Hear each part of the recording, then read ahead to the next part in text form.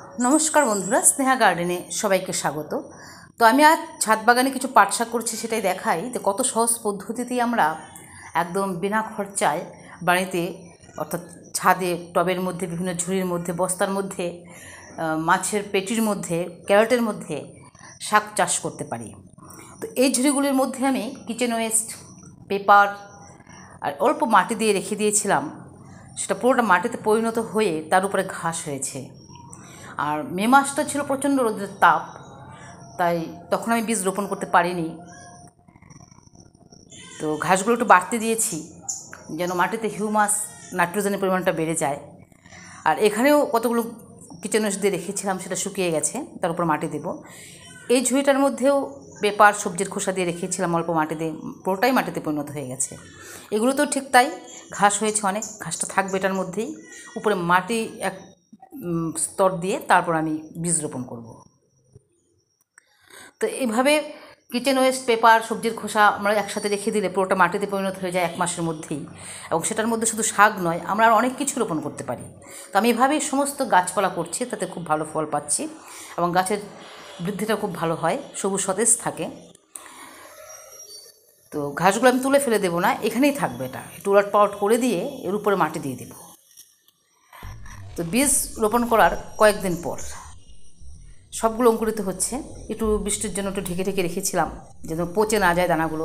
অনেক সময় কন্টিনিউয়াস যদি বৃষ্টি পড়ে তো বীজ নষ্ট হয়ে যায়, অঙ্কুরিত হতে চায় না, পচে যায়। তো এগুলো একটু ঢেকে ঢেকেই আমি করেছি। তো এতটুকু বৃদ্ধি পেয়েছে শাকগুলো। এখনও কোনো খাবার প্রয়োগ করিনি, যথেষ্ট পরিমাণ খাবার দেওয়া আছে। তো আর একটু বড় হলে তারপর লিকুইড খাবার প্রয়োগ করব। আমার অনেক ধরনের লিকুইড খাবার বানানো আছে। তো প্রত্যেকটা শাকই বীজেই অঙ্কুরিত হয়েছে, খুব সুন্দর হচ্ছে। এগুলো মাছের পেটি, এগুলোর মধ্যেও কিছু বীজ রোপণ করেছি, কারণ শাকটা তুলে নেওয়ার পর বেগুন গাছগুলো থাকবে। আর এই হচ্ছে বেডের শাকগুলো। এই বেডের শাকগুলোর থেকে কিছু শাক আজকে তুলে নেব, কারণ যত ডগা কাটা যায় তত আরও হয়, অনেক পার্শ্বস্থ শাখা পোশাখা বৃদ্ধি পায়। তো তেমন পোকামাকড়ের আক্রমণ নেই। যদি পোকামাকড়ের আক্রমণ হয় আমি ঘরোয়া কীটনাশক প্রয়োগ করি, কখনো কেনাটা আমি প্রয়োগ করি না। বিভিন্ন উপাদান দিয়ে আমি তৈরি করি, সেগুলো অনেক বানানো আছে আমার। কত শাক পেয়েছি সেটা একটু দেখাই আজকে। সব সময় নিচ্ছি, সবসময় দেখাতে পারি না।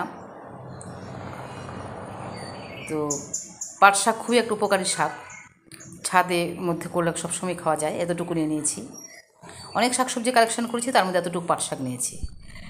তো পাট শাকের জন্য প্রচুর বৃষ্টির দরকার। যত বৃষ্টি পাবে তত পাট চাষ খুব ভালো হয়, অর্থাৎ এর যে আঁশ খুব ভালো হয় পাটের। আমাদের তো আঁশের দরকার নেই, পাতার দরকার। তাই এটা একটা খারিফ ফসল, অর্থাৎ বর্ষাকালীন। আর তাপমাত্রা 30 থেকে 35 ডিগ্রি সেলসিয়াস তাপমাত্রায় পাট শাক খুব ভালো বৃদ্ধি পায়। তো এটা বর্ষাকালীন শাকটা খুব ভালো হয়। আজ এখানেই রাখছি, দেখা হয় পরবর্তী ভিডিওতে। ততক্ষণে আপনারা ভালো থাকুন, সুস্থ থাকুন।